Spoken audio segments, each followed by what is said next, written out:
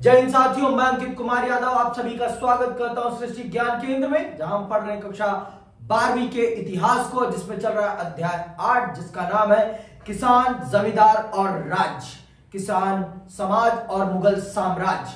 आप चल रहे हैं समझने मुगल साम्राज्य में कृषि व्यवस्था को। अभी तक इस अध्याय में हमने बहुत विस्तार पूर्वक आईने अकबरी के माध्यम से मुगल साम्राज्य को समझ लिया है। देखिए, आपके पास बहुत सारे स्रोत हैं और उन स्रोतों में प्रमुख स्रोत आईने अकबरी है। इसके माध्यम से हमने मुगल साम्राज्य को बहुत विस्तार पूर्वक समझा है, जाना है कि मुगल साम्राज्य में किस कृषि व्यवस्था कैसी थी, समाज कैसे था। अब हम एक्चुअली चल रहे हैं भूमि की व्यवस्था को समझने कि मुगल साम्राज्य में भूमि की व्यवस्था किस प्रकार थी, कर प्रणाली क्या थी। हमने ये जान लिया कि जाति व्यवस्था कैसी थी और जाति व्यवस्था के आधार पर जमीनों का आवंटन कैसे था। ये सारी बातें हमने विस्तार पूर्वक जान और समझ ली है। मुगल दरबार के समय कालखंड में भारत की सामाजिक व्यवस्था को समझा है। हमने ये भी जाना है कि आईने अकबरी में क्या त्रुटियां हैं, कि क्या क्या त्रुटियां हैं। ये इन सब बातों से हम बखूबी परिचित हैं, हमें इन विषयों पर बात करने की कोई जरूरत नहीं है। अब हम चल रहे हैं भूमि से संबंधित कर व्यवस्था, नगदी व्यवस्था को विस्तार पूर्वक जानने और समझने कि मुगल दरबार में भूमि कर को नगदी में प्रस्तुत करना क्यों करा जाता था। देखो, नगदी जो होती है, पैसा एक ऐसी चीज है जिसको देकर आप कुछ भी खरीद सकते हो। दो प्रकार की विनिमय प्रणालियां होती हैं, चीजों को खरीदने के दो तरीके होते हैं। एक होता है आपका बार्टर सिस्टम और एक होता है आपका मनी सिस्टम, है ना। तो बार्टर सिस्टम में आप चीजों के बदले चीजें बदलते हैं, तो उसमें आप अपनी इच्छा, वहां पर आपको डबल कोइंसिडेंस चाहिए होता है ना, डबल कोइंसिडेंस, कि जो मुझे चाहिए वो उस व्यक्ति को भी चाहिए जो मेरे पास है, तभी हमारे बीच में बार्टर हो पाएगा, वस्तु विनिमय हो पाएगा। लेकिन जब नगदी रहती है तो नगदी तो सबको चाहिए, नगदी से किसी को परहेज नहीं है, क्योंकि नगदी देकर कोई कुछ भी खरीद सकता है। तो भूमि कर में नगदी का प्रयोग कैसे आया और कैसे नगदी ने भूमि व्यवस्था को, कर व्यवस्था को और सुदृढ़ किया, आज हम चल रहे हैं इस बात को बहुत विस्तार पूर्वक जानने और समझने। तो आइए पढ़ते हैं और जानते हैं। यह प्रणाली बहुत सफल सिद्ध हुई क्योंकि इसके आधार पर तैयार की गई कर अनुसूची आगामी 10 वर्षों तक काम में लाई जाती रही। और इसे बनाया किसने था? टोडामल महाराज ने, है ना, लिखवाया था ना लास्ट क्लास में मैंने। टोडामल महाराज ने इसे बनाया था और इस व्यवस्था ने कर प्रणाली को बहुत ज्यादा सुदृढ़ कर दिया था, कर व्यवस्था को बहुत अच्छे से चलाया था। किसने? आपके इस प्रणाली ने, इस कर प्रणाली ने बहुत बेहतरीन तरीके से कर व्यवस्था को आगे बढ़ाया था, जो कि बहुत ही बेहतर थी, बहुत ही बेहतर। मैं अगर कह रहा हूं बहुत ही बेहतर, तो सच में बहुत बेहतर थी, ये बात आप समझिए। इसके पश्चात अकबर ने और बड़ा प्रयोग किया। यह प्रयोग भूमि कर को नगदी में परिवर्तित करना था। यद्यपि विभिन्न प्रकार के अनाजों पर भूमि कर की दरें 10 वर्षों तक बदली नहीं थी, तथापि इसके दाम, जिनके आधार पर वस्तुओं की जगह सरकारी मालगुजारी नगदी में बदल दी जाती थी, एक दूसरे साल में अदलते बदलते रहते थे और प्रत्येक वर्ष इन पर बादशाह की स्वीकृति लेनी आवश्यक होती थी। बादशाह के एक स्थान पर न रहने के कारण प्रस्तुत किए गए मालगुजारी पन्नों पर मूल्य निर्धारण के लिए शीघ्र ही आज्ञाएं जारी नहीं हो पाती थी। परिणाम स्वरूप मालगुजारी एकत्रित करने में विलंब हो जाया करता था। इस असुविधा से बचने के दृष्टिकोण से कर निर्धारण की अनुसूचियों को वस्तुओं में प्रस्तुत करवा कर नगद रुपया आनापाई में प्रस्तुत करवाना आरंभ कर दिया और ये मूल जिनके आधार पर वस्तुएं नगदी में बदली जाती थी, विभिन्न स्थानों में प्रचलित पिछले 10 वर्षों के मूल्य के औसत पर निश्चित किए गए थे। तो मतलब धीरे धीरे पूरी की पूरी व्यवस्था को इन्होंने नगदी में परिवर्तित कर दिया। नगदी, क्योंकि बादशाह कभी भी एक समय पर हमेशा राजधानी में नहीं रहता था। और उसे भिन्न भिन्न कामों के लिए अलग अलग जगहों पर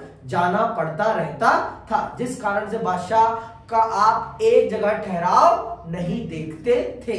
बादशाह हमेशा संचालित रहता था, तो इसीलिए और ये नियम था कि नगदी जो वसूली जाएगी, जो भी मालगुजारी वसूली जाएगी, उस पर राजा की, बादशाह की मुहर स्वीकृति लेना अनिवार्य था। बिना बादशाह की स्वीकृति के कोई भी नगदी वसूल नहीं की जा सकती थी। तो ये सारे नियम थे, समझ में आई बात। और ये नियम होने भी चाहिए। भूमि की पैमाइश, नाप कैसे होती थी भूमि की, भूमि के नापने का क्या तरीका था अकबर के शासन काल में। 1580 में आइन ए 10 साला आज्ञा पत्र द्वारा जो मालगुजारी बंदोबस्त जारी किया गया था, उसके कुछ निश्चित कायदे थे। सर्वप्रथम साम्राज्य की संपूर्ण भूमि एक समान माप प्रणाली द्वारा सिकंदर लोदी के गज से नापी जाती थी, जो 41 अंगुल या 35 इंच का था। गज माप पर आधारित जरीब सन की रस्सी से बनाई जाती थी, जो ठंडे तथा गर्म मौसम में सिकुड़ और बढ़ जाती थी। आइन ए अकबरी में उल्लेख है कि इसके स्थान पर अकबर ने बांस के जरीब प्रारंभ की, जिसके टुकड़े लोहे की पट्टियों से जुड़े होते थे। बीघा जो क्षेत्रफल की इकाई था 60 गज इंटू 60 गज अर्थात 3600 वर्ग गज का होता था। प्रत्येक गांव, प्रत्येक परगना तथा प्रत्येक कष्टकार के अधीन कृषि योग्य भूमि को निश्चित किया जाता था। तो माप की प्रणाली भी इन्होंने निर्धारित कर दी थी, जिसके माध्यम से माप किया जाता था। किसका? भूमि का। समझ में आई बात? भूमि का माप किया जाता था और माप कर भूमि को आगे बढ़ाया जाता था। भूमि का वर्गीकरण, भूमियों को भी बांटा गया था कई भागों में। समझ में आई बात? भूमि को कई भागों में बांट दिया गया था। और कैसे बांटा गया था ये भी सुन लेते हैं। कृषि योग संपूर्ण भूमि 4 श्रेणियों में विभक्त की। ये आ सकता है पेपर में, ये आ सकता है, ये इंपॉर्टेंट है कि मध्यकाल में या कहिए कि अकबर के शासन काल में भूमि का वर्गीकरण कितने प्रकार का था, तो आपको बताना होगा। कृषि योग संपूर्ण भूमि 4 श्रेणियों में विभक्त की जाती थी। इस श्रेणी विभाजन का आधार भूमि की किस्म अथवा उसका उपजाऊपन नहीं था, वरन इस पर होने वाली कष्ट का निरंतर जारी रहना था। पहला है पोलज। यह प्रथम श्रेणी की भूमि थी। यह भूमि कभी भी बिना जुताई के नहीं छोड़ी जाती थी तथा इस पर निरंतर कष्ट होती थी। मतलब ये ऐसी भूमि थी जिस पर सदैव खेती की जाती थी, 12 मासा इस पर खेती होती थी। इस भूमि को क्या कहते थे? पोलज। ठीक है। फिर आती है परौती। यह भूमि भी लगभग सदा ही कष्ट करने योग्य थी, परंतु पुनः उर्वरा शक्ति को प्राप्त करने के लिए इसको 1-2 वर्ष के लिए खाली पड़े रहने दिया जाता था।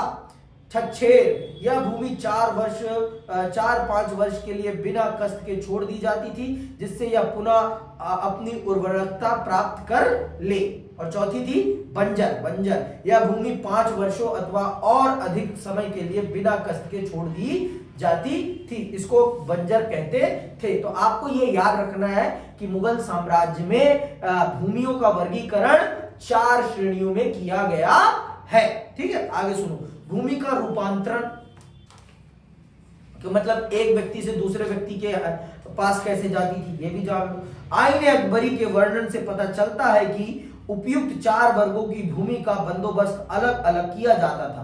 पहले 3 प्रकार की प्रत्येक भूमि 3 श्रेणियों में और विभक्त की जाती थी तथा इन 3 श्रेणियों की भूमि की औसत पैदावार निकाल ली जाती थी, जो प्रत्येक प्रकार की भूमि की मानक पैदावार समझी और मानी जाती थी। मतलब औसत निकाल लिया जाता था और उसके हिसाब से काम किया जाता था। पिछले 10 वर्षों की पैदावार के आधार पर प्रत्येक फसल की प्रति बीघा पैदावार का औसत निकाला जाता था। सरकार औसत पैदावार का 1/3 वसूल करती थी। तो ये आपका तरीका था मालगुजारी का, कि पिछले 10 वर्ष का डाटा ले लिया जाता था और उस डाटा के अकॉर्डिंग ये औसत लगा लिया जाता था कि इस जमीन से इतनी पैदावार होती थी। और पैदावार का 3/3, 1/3 की 3/3, कितना? एक तिहाई भाग सरकार कर के तौर पर जनता से लेती थी। तो ये तरीके थे उस समय मालगुजारी के। समझ में आई बात? ये उस समय के तरीके हैं जिनसे मालगुजारी की जाती थी। समझ में आई बात? ये याद रखना है, ये फोकस है, ठीक है। इसको ये आए या ना आए, लेकिन ये पता होना चाहिए कि मालगुजारी के क्या तरीके थे, क्या स्टैंडर्ड थे। 10 साल का पैटर्न था। 10 साल पहले के डाटा को सर्वे किया जाता था। उस सर्वे के आधार पर आने वाले 10 सालों की औसत पैदावार को माप लिया जाता था। पिछली 10 वर्ष की औसत पैदावार को देख के आने वाले 10 साल की पैदावार को मापा जाता था और उसके आधार पर कर निर्धारित किया जाता था। कहां पर? मुगल साम्राज्य में। समझ में आएगा? ये याद रखना है आपको बहुत विस्तार पूर्वक, ठीक है। और अगर भूल गए फिर आपको हम भुला देंगे अच्छे से, ठीक है। भूलना नहीं है, अच्छे से याद रखना है, याद, ठीक है। हाँ भाई, ठीक है। नहीं याद रखी तो फिर मैं बताऊंगा। कहां चला गया? आगे सुनो। मालगुजारी वस्तु रूप में ना लेकर नगद रुपयों, आनों एवं पाइयों में ली जाती थी। इसके लिए अकबर ने अपने संपूर्ण साम्राज्य को बहुत से दस्तरों में विभक्त कर रखा था। यहां पर प्रमुख तौर पर आप अकबर के शासन को ही पढ़ रहे हैं, क्योंकि अकबर ने ही वास्तविक तौर पर इस देश में मुगल साम्राज्य को स्थापित किया है। मुगल साम्राज्य अगर भारत में स्थापित हुआ है तो वो अकबर की नीतियों ने स्थापित किया है, और किसी ने नहीं किया। आप उससे पहले आए दोनों, उससे पहले उसका दादा, उसका पापा कुछ खास नहीं कर पाए, ठीक है। वास्तविक तौर पर इस देश में अगर मुगल साम्राज्य का संस्थापक कोई है तो वो है अकबर। तो यहां आपको नीतियां पढ़नी है। हमें ये नहीं जानना कि अकबर अच्छा इंसान था कि खराब था, हमें उसकी नीतियां समझनी है कि उसने एक माइनॉरिटी होते हुए इस देश पर रूल कैसे किया, क्या नीतियां थी जिसके कारण जनता उससे जुड़ी, कैसे उसने अपने साथ इस देश के बहुसंख्यकों को भी जोड़ा। इस बात को समझना हम सबके लिए बहुत जरूरी है। और अगर हम इस बात को नहीं समझेंगे तो बस हम हिंदू मुस्लिम करते रह जाएंगे और कुछ नहीं कर पाएंगे। आपको इंसान की स्ट्रेटेजी को समझना है। आप पॉलिटिकल साइंस के बच्चे हैं, हिस्टोरियन है आप, तो आपको फैक्ट पर बात करनी है, आपको फैक्टों को समझ के बात करनी है। आपको धार्मिक दृष्टिकोण नहीं अपनाना। धार्मिक दृष्टिकोण जब अपनाना होगा अपनाना, अभी आप ऐतिहासिक दृष्टिकोण अपनाइए कि एक राजा कैसे अपने आप को, जो सुदूर कहीं दूर से आया है और उसने अपने आप को यहां कैसे स्थापित कर लिया, ये बात आपको समझनी है बहुत विस्तार पूर्वक, ठीक है। कहां तक आ गया? एक दस्तूर के अंतर्गत सभी स्थानों में प्रत्येक प्रकार के अनाज के लिए एक दाम निश्चित होते थे।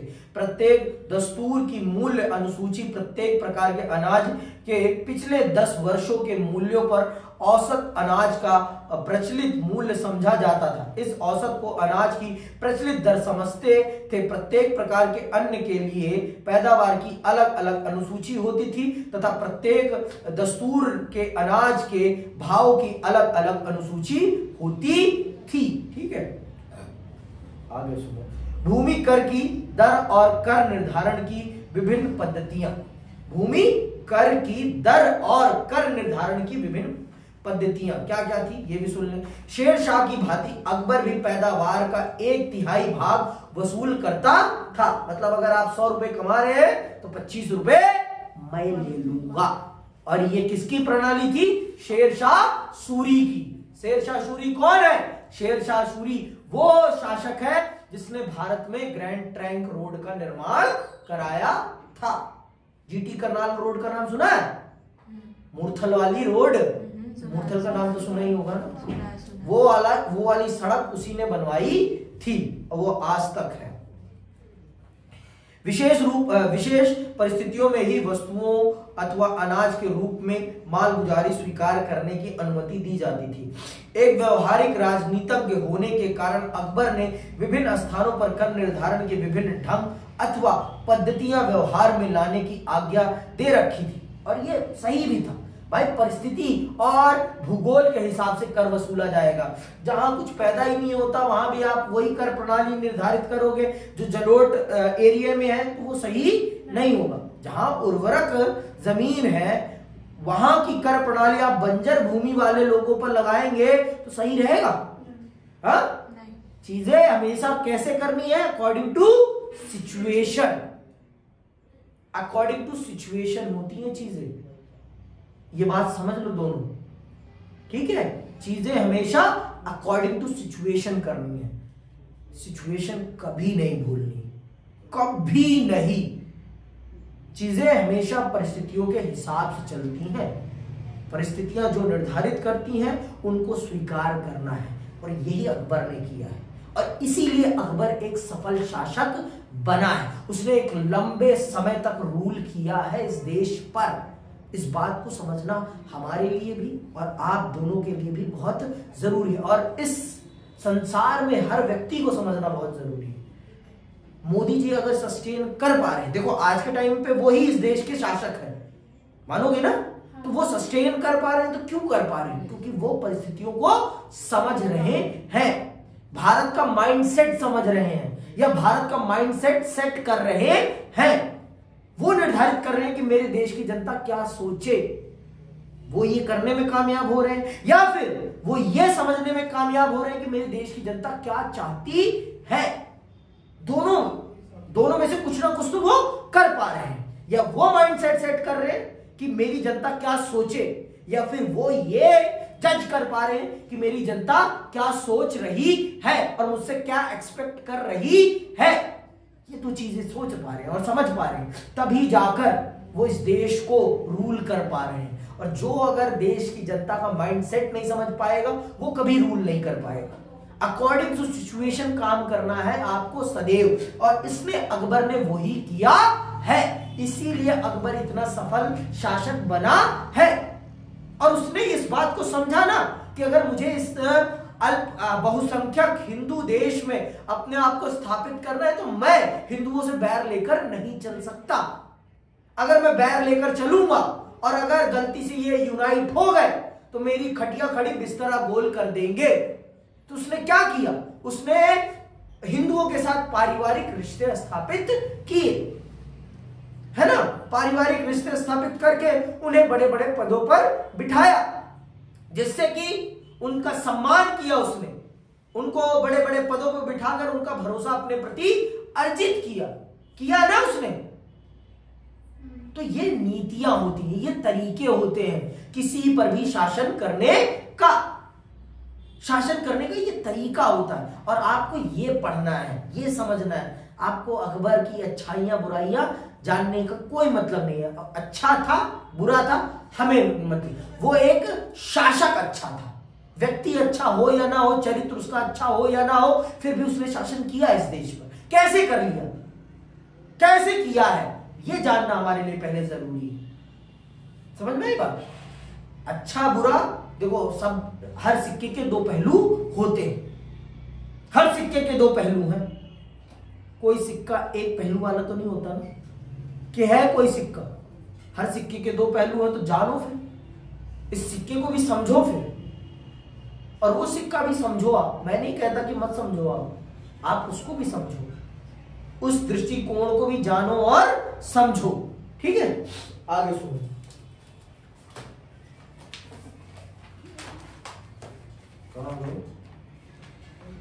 एक व्यवहारिक राजनीतिक होने के कारण अकबर ने विभिन्न स्थानों पर कर निर्धारण के विभिन्न ढंग अथवा पद्धतियां व्यवहार में लाने की आज्ञा दे रखी थी। उदाहरणार्थ गल्ला बख्शी और बटाई, नष्ट अथवा कनकूत और जब्ती अथवा नगदी आदि अलग अलग इलाकों में प्रचलित थे। बंदोबस्त चूंकि सीधा काश्तकारों से किया जाता था, इसीलिए शेर शाह की प्रणाली की भांति यह भी रैयतवाड़ी बंदोबस्त था। प्रत्येक काश्तकार को एक पट्टा दिया जाता था और कबूलियत पर उसके हस्ताक्षर कराए जाते थे। इन कागजों में काश्तकार के अधीन भूमि का ब्यौरा रहता था। भूमि का क्षेत्रफल तथा लगान जो उसे देना था यह भी इनमें दर्ज रहता था। यदि किसी गांव अथवा परगने में अनावृष्टि अथवा अन्य किसी प्रकार की दैविक विपत्ति द्वारा फसलें चौपट हो जाती थी तो सरकार की ओर से माफी प्रदान की जाती थी। इस प्रकार हुई हानि का बड़ी सावधानी से ब्यौरा तैयार किया जाता था और उसी अनुपात में केंद्रीय सरकार की ओर से लगान अदायगी में माफी प्रदान की जाती थी। तो मतलब अकॉर्डिंग टू सिचुएशन अकबर बहुत काम करता था, परिस्थितियों को समझता था वो। अगर दैविक कारण से फसलें बर्बाद हो जाती थी तो वो कर माफी भी करता था, जो कि उसकी एक बहुत बड़ी विशेषता थी, जिसके कारण जनता उससे जुड़ती थी। ठीक है। मालगुजारी एकत्र करने वाले अधिकारी। मालगुजारी एकत्र करने का काम परगनों और जिलों में सरकारी अधिकारियों, आमिल तथा मालगुजारी के सुपुर्द था। इस कार्य में इन्हें कानूनगो, गांव के पटवारी और मुखिया को भी सहायता मिलती रहती थी। इन लोगों के अतिरिक्त प्रत्येक मौसम की फसलों के आंकड़े आदि तैयार करने के लिए बहुत से सर्वे अधिकारी तथा क्लर्क आदि रखे जाते थे। आईने अकबरी के विवरण से पता चलता है कि ये लोग जब गांव के ब्यौरे आदि एकत्र करने के लिए जाते थे तो इन्हें दैनिक भत्ता तथा भोजन सामग्री दी जाती थी। संभवतः भोजन सामग्री का कुछ भाग काश्तकार भी दिया करते थे। पटवारी भी, जो ग्राम पंचायत का नौकर होता था, इन लोगों के साथ सहयोग करता था। मतलब बहुत लोग होते थे जो मालगुजारी करने में मालगुजारी के लिए मतलब पूरा सिस्टम बिठाया गया था और वो पूरा का पूरा सिस्टम इनके लिए काम करता था। जैसे आज पूरा सिस्टम है टैक्स कलेक्शन का, सेम वही पूरा का पूरा सिस्टम होता था उस टाइम भी, अकबर के समय कालखंड में भी। अकबर की भूमि व्यवस्था का आलोचनात्मक मूल्यांकन। अकबर की जो भूमि व्यवस्था थी इसका आइए पढ़ते हैं कि इसमें क्या कमियां थी। और अकबर ने भू राजस्व व्यवस्था के संबंध में जो प्रणाली लागू की वह आईने दहसला। क्या नाम है इसका? आईने दहसला। इस भूमि प्रणाली को क्या कहते हैं? आईने दहसला कहते हैं, ठीक है, के नाम से प्रसिद्ध है, जिसमें टोडामल की भूमिका अत्यधिक महत्वपूर्ण थी। इस व्यवस्था के स्वरूप के संबंध में विद्वानों में मतभेद है। विंसेंट स्मिथ ने इसे 10 साल का बंदोबस्त माना है और उनका मत है कि यह पिछले 10 वर्षों की औसत पैदावार पर आधारित है। ये याद रखना है। आपकी आईने दहसला क्या है? आईने दहसला अकबर के शासनकाल की कर प्रणाली को कहा जाता है, लेकिन इसमें भी लोगों को मतभेद है कि ये किस पद्धति पर आधारित थी। कुछ लोग मानते हैं कि ये पीछे के 10 सालों का ब्यौरा लेकर फिर आगे के 10 सालों के लिए कर निर्धारण करती थी। अब इसमें भी देखो, अब इतना ऑथेंटिकेशन तो कोई नहीं दे सकता। अब जो उस समय में लोग रहे होंगे वो इस चीज का ऑथेंटिकेशन दे सकते हैं कि ये पिछले 10 सालों का पैमाना लिया जाता था आने वाले 10 सालों के लिए कि क्या सिस्टम था। इसका हम सटीक वर्णन नहीं कर सकते, इसको हम सही ढंग से नहीं बता सकते, लेकिन जो आईने अकबरी में लिखा है हमें वही मानना पड़ेगा, क्योंकि वो सबसे ऑथेंटिक किताब है अकबर के शासन काल की, क्योंकि उसे लिखने वाला व्यक्ति अकबर का सबसे करीबी व्यक्ति है। किसने लिखी है? अबुल फजल ने। कौन है अबुल फजल? 9 रत्न है। किसका? अकबर का। ठीक है, 9 रत्नों में से एक रत्न है उसका।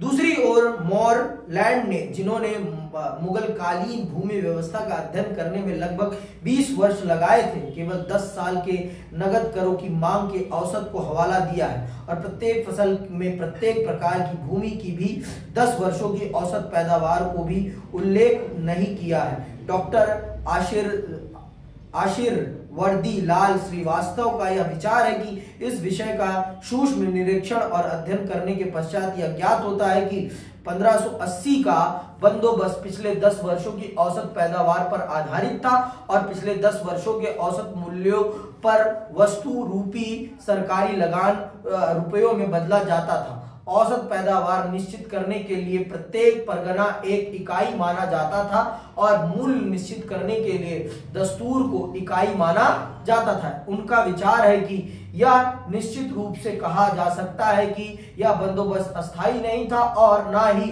वार्षिक था, क्योंकि अबुल फजल ने लिखा है कि अकबर ने शेर शाह की प्रारंभिक बंदोबस्त प्रणाली काम में लानी बंद कर दी थी, क्योंकि इसके द्वारा विलंब होता था एवं भ्रष्टाचार भी फैलता था। ऐसा जान पड़ता है कि सरकारी लगान समय समय पर भूमि की असल पैदावार के आधार पर परिवर्धित किया जाता था। यद्यपि इस बात का कोई निश्चित प्रमाण उपलब्ध नहीं है, तथापि ऐसा जान पड़ता है कि यह बंदोबस्त 10 वर्षीय था। विभिन्न प्रमाणों से इस बात की पुष्टि होती है कि आईने दहसला की स्थापना के बाद भी प्रत्येक काश्तकार द्वारा की जाने वाली प्रत्येक प्रकार की फसल तथा प्रत्येक फसल का मूल्य जो प्रत्येक दस्तूर में प्रचलित होता था, बड़ी सावधानी से नोट किया जाता था। मतलब चीजें अकॉर्डिंग टू सिचुएशन चलती थी, लेकिन कहने के लिए हमारे पास एक सिस्टम था। आइए अब जान लेते हैं कि अकबर के उत्तराधिकारियों ने कौन सी कर प्रणाली अपनाई।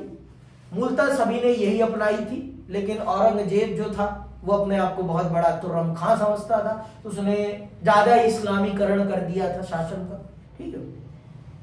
अकबर के उत्तराधिकारियों के समय में भूमि राजस्व व्यवस्था में कुछ परिवर्तन अवश्य कर दिए गए थे, जैसे राजस्व अधिकारियों को नगद वेतन के स्थान पर जागीरें देना तथा दूसरा राजस्व सीधे काश्तकार से न वसूल करके मध्यस्थों अथवा ठेकेदारों के माध्यम से वसूल करना। इससे न केवल भूमि की उपज में कमी हुई वह राजस्व अधिकारियों में भ्रष्टता भी बढ़ी और कृषकों की स्थिति भी खराब हुई।